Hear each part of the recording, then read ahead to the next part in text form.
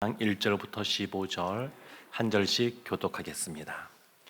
새벽에 대제사장들이 즉시 장로들과 서기관들 곧 온 공회와 더불어 의논하고 예수를 결박하여 끌고 가서 빌라도에게 넘겨주니 빌라도가 묻되 내가 유대인의 왕이냐?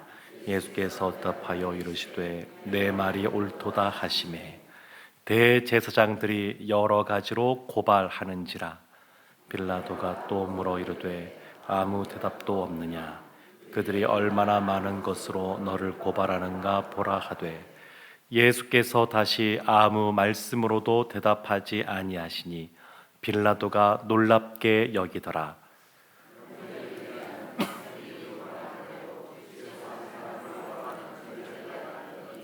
밀란을 꾸미고 그 밀란 중에 살인하고 체포된 자 중에 바라바라 하는 자가 있는지라. 무리가 나아가서 전례대로 하여 주기를 요구한대 빌라도가 대답하여 이르되 너희는 내가 유대인의 왕을 너희에게 놓아주기를 원하느냐 하니 이는 그가 대제사장들이 시기로 예수를 넘겨준 줄 알미러라.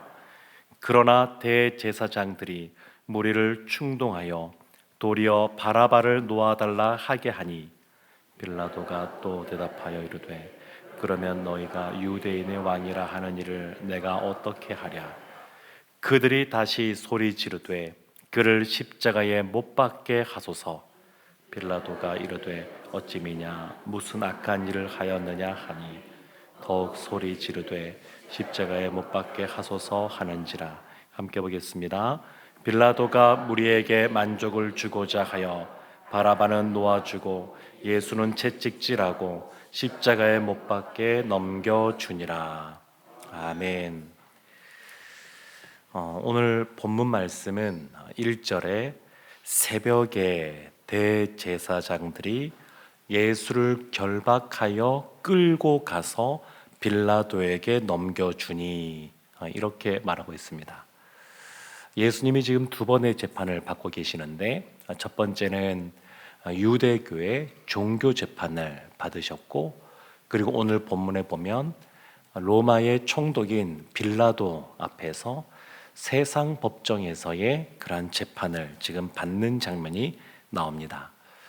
예수님이 사내들인 공회 그 앞에서 재판을 받으시고 빌라도 총독 빌라도에게 재판을 받으시고 그리고 이후에 보면 분봉왕인 헤롯 안티파스 그 헤롯 왕에게 예수님을 보냈다가 최종 그 선고를 위해서 다시 빌라도에게 예수님이 끌려오시게 됩니다. 근데 오늘 말씀 보면 새벽에 라고 하는 단어로 시작합니다. 새벽에 예수님께서 새벽 미명에 기도를 하시고 나셨는데 그때 쓰였던 단어와 동일한 단어입니다. 예수님은 그 아직 해가 뜨지 않은 그 새벽에 일찍 하나님 앞에 기도하며 나가셨는데 지금 아직 어둠이 있는 그때의 그 새벽에 대제사장들이 그 무리들과 더불어서 예수님을 재판에 넘기는 그러한 모습이 나옵니다. 참 사람들이 보통 많이 그런데 의미가 있고 가치가 있는 일들에 있어서는 참 더디게 움직이는 경우가 많습니다. 그런데 이렇게 악하고 더러운 일에 있어서는 얼마나 빨리 움직이는지 그냥 아직 날이 밝지도 않았는데 그 새벽에 그 어두운 아직 새벽에 예수님을 끌고 갑니다. 다만 이 대제사장을 비롯한 이 무리들은 예수님을 사형시킬 수 있는 그러한 권한은 없던 사람들이었습니다.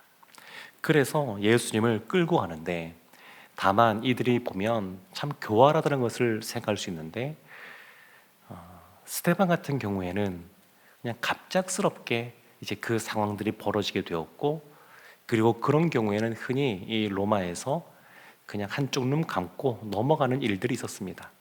근데 예수님은 지금 이때 이미 그 예루살렘으로 들어올 때 수많은 사람들이 호산나라고 외치고 예수님을 환영했었고 예수님을 따르는 무리가 많이 있었고, 그래서 이 대제사장들과 그 무리들이 이것에 대해서 부담감을 느꼈던 것 같습니다. 그래서 자신들이 사형을 언도하는 것이 아니라 이 로마 총독인 빌라도가 그것을 언도하도록 이렇게 이끌고 가는 것을 볼 수가 있습니다. 근데 같은 이 병행 구문 중에서 요한복음 18장 28절을 보면 참 재밌는 표현이 나옵니다. 그들이 예수님을 끌고 가는데 더럽힘을 받지 아니하고 유월절 잔치를 먹고자 하여 관정에 들어가지 아니하더라. 이런 표현이 나옵니다. 총독 빌라도 앞에까지 끌고 가는데 그 관정 안으로 들어가진 않습니다. 그들의 절기 가운데 무교병, 누룩이 들어가지 않은 무교병을 먹어야 되는데, 근데 이방인은 누룩이 들어간 것을 먹습니다.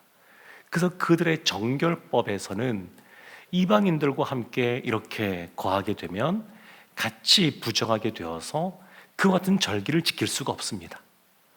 그래서 자신들의 그러한 절기, 그 절기를 지키겠다고, 정결법을 지키겠다고 관정에는 들어가지 않습니다. 참 묘하지 않습니까?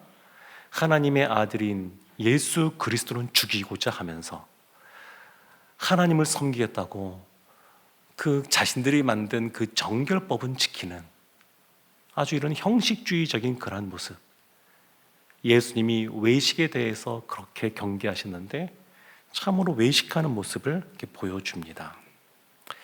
그래서 종교적으로 우리도 늘 돌이켜보고 경계해야 될 것이 뭐냐면, 아무리 엄숙해 보이는 그런 경건의 모습이 있다 한다 할지라도 그것이 하나님께서 기뻐하시는 것인지, 하나님께서 원하시는 것인지 늘 돌이켜 보아야 됩니다.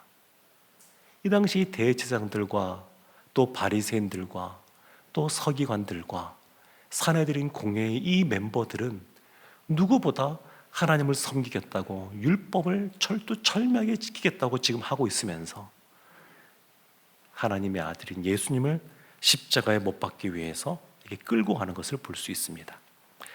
빌라도가 이제 신문을 하는데 오늘 말씀 2절에 보면 빌라도가 이렇게 묻습니다.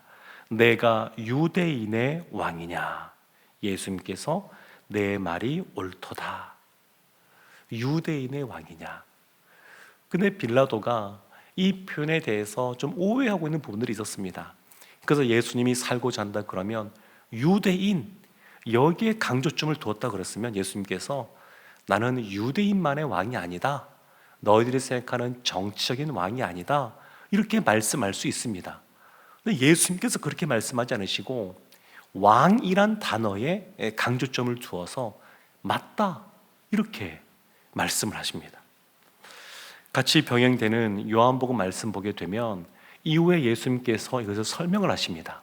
그러면서 왕이다라고 말한 것은 내 나라는 이 나라에 속한 것이 아니다, 이런 말씀을 하십니다. 그러니까 유대만의 왕이 아니라 그 너머의 나라의 왕이 되심에 대해서 예수님께서 말씀하신 겁니다. 빌라도가 예수님이 그래서 죄가 없다는 것을 알았습니다. 예수님이 죄가 없기 때문에 어떻게 해서든지 간에 예수님을 놓아주려고 합니다. 그리고 빌라도의 아내도 그 빌라도에게 그 예수님을 이렇게 형벌 가운데 거하게 하지 말라고 극구 말립니다. 근데 우리가 알듯이 결국 빌라도는 예수님을 십자가에 내어주는 그러한 판결을 하게 됩니다. 이렇게 하기까지 참 여러 일들이 벌어지게 되는데 3절 말씀에 보면 대제사장들이 여러 가지로 고발하는지라, 여러 가지로 고발한다고 하는데 고발한다는 것은 계속해서 한다는 겁니다. 이 단어에 그런 뜻이 있습니다. 계속해서 대제사장들이 또 사람들을 동원하여서 지금 빌라도를 압박하고 있습니다. 계속해서 압박하고 있습니다. 근데 예수님께서는 놀랍게도 산헤드린 공회 앞에서도 그랬지만 침묵하십니다. 참 기이할 정도로 예수님께서 침묵하십니다. 우리가 세상을 살아갈 때 또 믿음 생활할 때도 그렇습니다. 항상 말을 다 하는 것이 아니라 때로는 침묵해야 될 때도 있습니다. 예수님께서는 하나님의 그러한 뜻과 또 계획이 이루어지도록 지금 침묵하고 계십니다. 근데 유대인들의 압박이 얼마나 큰지 모릅니다. 유대인들이 이 빌라도에게 뭐라고 압박을 하냐면 요한복음 19장 12절에 보면 이런 말씀이 있습니다. 빌라도가 예수를 놓으려고 힘썼으나 유대인들이 소리질러 이 사람을 놓으면 가이사의 충신이 아니니이다. 무릇 자기를 왕이라 하는 자는 가이사를 반역하는 것이니이다. 그러니까 로마 황제를 언급합니다. 이 당시에 이 총독 빌라도가 처해 있었던 상황이 어떠했냐면 자신을 밀어주던 사람이 있었는데 로마 그 수도에, 근데 그 사람이 이제 그 자리에서 물러나게 되면서 약간 끈떨어진 신세가 되었습니다. 그래서 약간 위태로운 상황이었고, 그리고 이 앞전에 유대인들이 2번이나 반란을 일으켰습니다. 민중봉기를 일으켰습니다. 그래서 이것 때문에 이 로마가 굉장히 예민해 있는 상황입니다. 그래서 지금 이 예수님과 관련하여서 유월절날 여러 가지 밀란이 일어나게 되면 자신의 정치적인 입지가 아주 위태로운 상황입니다. 이것을 유대인들이 알고 있습니다. 그래서 헤롯 대왕, 예수님이 태어날 때 그 아이들, 수많은 아이들을 죽여버렸던 그 헤롯 대왕, 그 헤롯 대왕이 죽고 나서 그 헤롯 대왕의 한 아들인 아켈레오라는 사람이 원래 이 유대 땅을 다스리고 있었는데 유대인들이 참소를 하게 됩니다. 투서를 보냅니다. 그래서 그 아들이 그 자리에서 물러나고 총독이 왔던 경험들도 있습니다. 학습 효과가 있는 것이죠. 그래서 이 유대인들이 압박하는 겁니다. 당신이 예수를 십자가에 처형하지 않으면 로마의 황제에게 이것을 투서하겠다. 그 당신을 그 자리에서 끌어내겠다. 지금 이렇게 압박을 하고 있는 겁니다.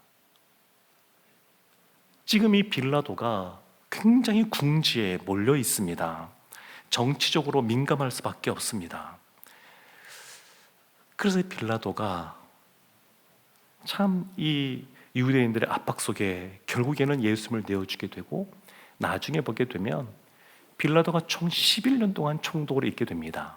그리고 거기에서 파면당하고 유배를 당합니다. 그리고 유배지에서 쓸쓸하게 죽음을 맞이합니다. 이게 빌라도의 삶이었습니다. 근데 보면 이 대제사장들이 무리들을 동원합니다. 그래서 바라바를 놓아달라. 무리를 충동해서 그렇게 외칩니다. 참 이 무리가 우리가 알듯이 불과 얼마 전에 예수님을 호산나라고 하면서 외쳤던 사람들입니다. 근데 이들이 지금 돌변했습니다. 왜 돌변했을까요? 그전에는, 조금 전까지는 베드로처럼 예수님이 이스라엘을 구원할, 로마에서 구원할 그러한 구원자라고 생각했는데, 정치적으로 독립시킬 왕이라고 생각했는데 보니까 그것이 아니라 고난받는 종으로 계십니다. 예수님이 고난받는 종으로 있으니까 무리들이 생각할 때 자신들에게 별로 이익이 될 것이 없다 생각하니까 돌변하는 겁니다. 세상도 그렇지 않습니까? 수많은 사람들이 자신의 이익과 연관지어서 더 이상 이익이 없다 그러면 차갑게 돌아서는 경우가 얼마나 많은지 모릅니다. 지금 유대인들이 지금 그렇게 행하고 있습니다. 요한복음 말씀 보게 되면 이것을 조금 더 근본적으로 이렇게 말씀하는 부분이 있습니다. 사람들이 자기 행위가 악함으로 빛보다 어둠을 더 사랑한 것이니라. 사람이 악하기 때문에 그렇습니다. 그래서 빛보다 어둠을 더 좋아합니다. 그래서 예수님을 결국 십자가에 못 박으라고 외치고 있습니다. 그래서 예수님은 보면 그의 공생의 사역 동안에 그의 사역의 초점이 무리에게 있지 않습니다. 제자에게 있습니다. 제자에게 소망을 두고 계십니다. 비록 그들이 도망치고 그러한 모습을 보였지만 그 마지막 순간까지도 일어나라, 함께 가자, 이렇게 말씀하신 분이시고 이후에도 찾아가셔서 그들을 세우신 분입니다. 그래서 이 제자에게 예수님께서 소망을 두고 있습니다. 그래서 우리도 우리의 신앙을 늘 돌이켜봐야 됩니다. 우리도 무리처럼 예수님을 따라가고 있진 않는가? 아니면 제자처럼 예수님을 따라가고 있는가? 우리도 우리의 신앙을 돌이켜보아야 됩니다. 이 바라바를 놓아달라 외치는데, 이 바라바는 말씀 속에서는 성중에서 일어난 밀란과 살인으로 말미암아 옥에 갇힌 자라고 누가복음에서 말합니다. 근데 흔히 이것을 정치범이라고 말합니다. 이 바라바는 이제 사람들을 선동하는 사람이었습니다. 그것이 뭐냐면, 정치적으로 이제 로마에서부터 벗어나게 될 것이고, 그러면 너희들에게 이익이 있을 것이다 라고 하는 그러한 말을 통해서 그들 안에 있는 욕망을 자극하는 겁니다. 그러니까 바라바가 했던 것은 결국 뭐냐면, 내가 너희들의 욕망을 채워줄게, 이렇게 말했던 사람입니다. 예수님은 어떤 분이시냐? 욕망을 채워주시는 분이 아니라 사람들의 그러한 욕망을 십자가에 못 박으신 분이십니다. 극명하게 차이가 납니다. 근데 무리가 원했던 것은 뭐냐면, 예수님을 원하는 것이 아니라 바라바를 원한다고 말한 겁니다. 바라바를. 그래서 우리도 한번 우리 자신을 돌이켜봤으면 좋겠습니다. 만약에 이 당시에 2000년 전에 우리가 이 자리에 있는 유대인이라 그러면 우리는 누구를 선택할 것인가? 우리의 욕망을 채워주겠다고 하는 바라바를 선택할 것인가? 우리의 욕망을 십자가에 못 박히시는 예수님을 선택할 것인가? 사실은 이걸 생각하면 쉽지는 않은 것 같습니다. 요즘도 선거철이기도 하지만 사회적으로 이런저런 이슈들이 많이 있지 않습니까? 그 안에 사실은 들어가 보면 욕망이라고 하는 것, 탐욕이라는 것이 그 중심에 자리 잡고 있는 것을 볼 수 있습니다. 그래서 이건 자신의 이익과 연관되어져 있을 때에 기꺼이 그것을 내려놓고 예수를 선택하겠다 하는 것, 아직 젊은 청년 세대까지는 좀 더 수월한데, 삶을 살아가고 인생을 살아간 그러한 분일수록 이 선택이 마냥 쉽지만은 않습니다. 마태복음 27장 24절을 보면 이런 표현이 나옵니다. 빌라도가 아무 성과도 없이 도리어 밀란이 나려는 것을 보고 물을 가져다가 무리 앞에서 손을 씻으며 이르되, 이 사람의 피에 대하여 나는 무죄하니 너희가 당하라. 빌라도가 죄가 없는 것을 압니다. 예수님이 죄가 없는 것. 그래서 이제 물을 갖고 와서 자기 손을 씻고 너희들이 당하라, 이렇게 말하고 내어줍니다. 비겁한 것이죠. 그리고 빌라도의 이 행동은 결국 우리가 사도신경 할 때 늘 우리가 암송하면서 외우는 것처럼 본디오 빌라도에게 고난을 받으사 십자가에 못 박혀 죽으시고, 피할 수가 없습니다. 피할 수가. 유대인들의 압박에 의해서 어쩔 수 없이 이것을 결정하고 예수님을 내어주는 그러한 결정을 했는데, 그렇다 그래서 빌라도가 이 책임에서 벗어날 수가 없습니다. 사랑하는 성도 여러분, 그래서 우리도 자신을 좀 돌이켜 보아야 됩니다. 우리가 조금 전에, 우리가 만약에 이 당시에 유대인이라 그러면 우리의 욕망을 채워주는 바라바를 선택할 것인가? 아니면 우리의 욕망을 십자가에 못 박으시는 예수님을 선택할 것인가? 선택해야 된다 그랬는데, 우리가 빌라도의 입장에서 생각해 볼 수도 있습니다. 내가 빌라도라 그러면 지금 진리이신 예수 그리스도를 보호할 것인가? 아니면 십자가에 내어줄 것인가? 진리를 모르는 것이 아닙니다. 빌라도는 진리가 무엇이냐 물었던 사람입니다. 적어도 진리에 관심 있는 사람입니다. 그런데 진리에 대해서 고민은 하지만 진리를 위해서 어떻게 살아갈 것인가에 대해서는 용기 있게 그 진리의 삶을 살겠노라고 헌신하지 못한 사람입니다. 사랑하는 성도 여러분, 그래서 우리도 진리를 위해서 희생할 각오를 하고 있는지 돌이켜보기를 원합니다. 사실 이 당시에 빌라도나 유대인만이 아니라 우리도 사실 이런 선택 가운데 놓여진 삶들을 살아가고 있습니다. 사람들을 만족시키기 위해서, 또 자신의 안위를 지키기 위해서 진리를 외면할 것인가? 그렇지 않으면 진리를 위해서 기꺼이 자신의 삶을 헌신하는 삶 가운데 놓을 것인가? 돌이켜보기를 원합니다. 사실 우리가 매 순간 작은 일을 한다 할지라도 진리와 관련된 것을 선택하고 또 그 순간에 여러 가지 감당해야 될 일들을 또 기꺼이 감당하는 삶을 살아가면 빌라도 같은 위치에 서게 됐을 때에 예수님을 보호하는 선택을 하게 될 것입니다.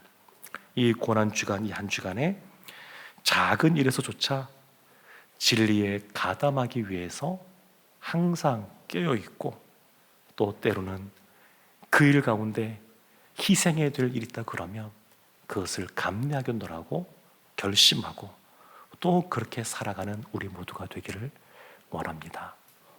이 고난주간에 예수 그리스도를 선택하고 주님이 걸어가신 그 길을 걸어가는 우리 모두가 되기를 주님의 이름으로 축원합니다. 아멘.